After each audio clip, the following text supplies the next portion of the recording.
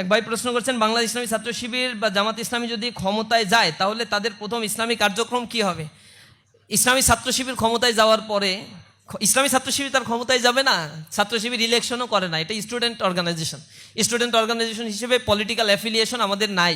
যেটা থাকে কনসাসমূলক, এবং আমরা সবসময় চেষ্টা করি যখন পলিটিক্যালি কোনো ক্রাইসিস তৈরি হয় তখন ভূমিকা রাখার জন্য, কিন্তু পলিটিক্যালি আমরা কোনো ইলেকশনে অংশগ্রহণ করি না।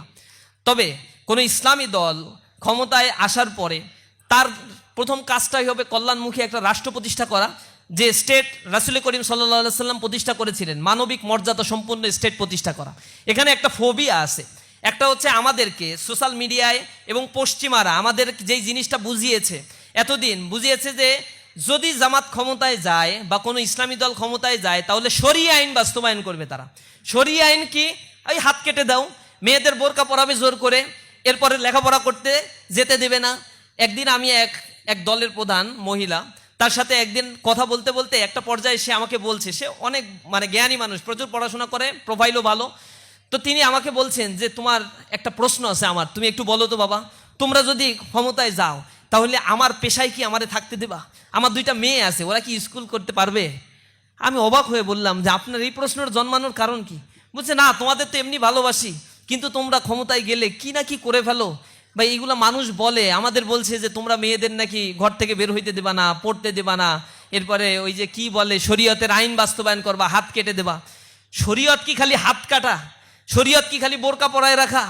এগুলা তো শরীয়তের থাউজেন্ডস অফ ওয়ার্কের মধ্যে সিম্পল কয়েকটা কাজ, এবং সেইগুলোরও অপব্যাখ্যা করা হয়। হাত কাটে, চুরি করলে হাত কাটতে হবে। হযরত ওমর রাদিয়াল্লাহু তাআলা আনহুর সময় একবার মক্কা মদিনায় দুর্ভিক্ষ দেখা দিয়েছিল। এই সময় এই বিধানটা সাময়িক সময়ের জন্য কার্যকর করা হয় নাই। কেন করা হয়নি? কারণ মানুষ দুর্ভিক্ষের কারণে খাদ্যই পাচ্ছিল না। তখন মানুষ চুরি করে হোক, যেভাবে হোক, নিজে সার্ভাইভ করার চেষ্টা করছিল।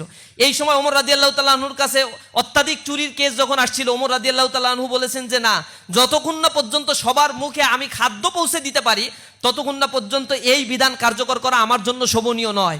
ইসলাম এরকম রিল্যাক্স, ফ্লেক্সিবল। আমাদের বলা হয় যে তুমি যদি ইসলামী আইন বাস্তবায়ন হয় তাহলে হিন্দু যারা থাকবে, অমুসলিম যারা থাকবে, তাদের তো তোমরা মনে হয় দেশ থেকে বের করে দিবা।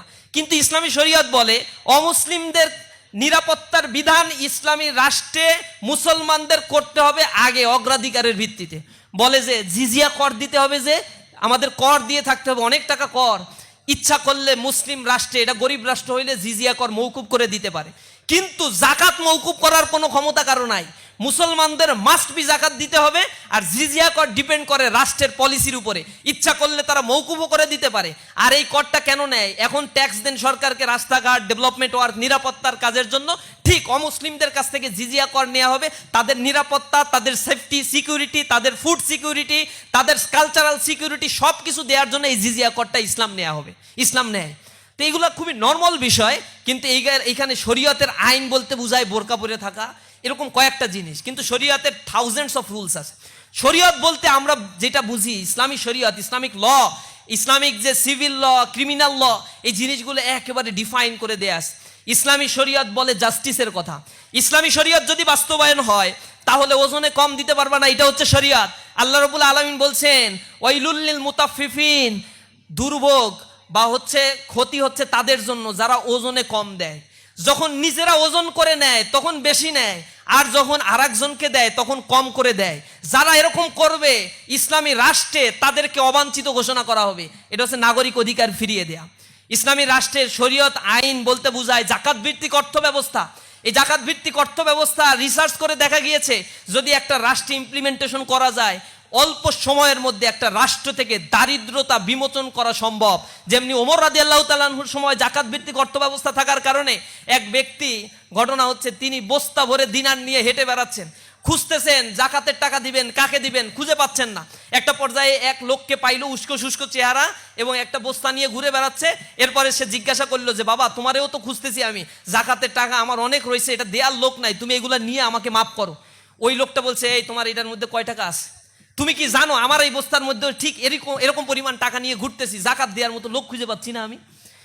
রাষ্ট্রীয় কোষাগার খুলে রাখছে যে জাকাতের অর্থ যার প্রয়োজন এখানে এসে তোমরা চাহিদা দিয়ে নিয়ে নিতে পারো, কিন্তু জাকাতের অর্থ নেওয়ার মতো লোক নাই। ওমর রাদিয়াল্লাহু তাআলা আনহুর খেলাফতের সময় এই ঘটনা, তিনি বলেছেন যে ফোরাতের তীরে যদি একটা কুকুরও অভুক্ত অবস্থায় থাকে, কিয়ামতের ময়দানে আমি ওমর সেদিন আল্লাহর কাছে দায়বদ্ধ থাকবো। ওমর রাদিয়াল্লাহু তাআলা আনহু রাজপ্রাসাদ করেন নাই, মসজিদে নববীতে শুয়ে শুয়ে জীবন কাটাতেন। এই হচ্ছে ইসলামী শরীয়ত।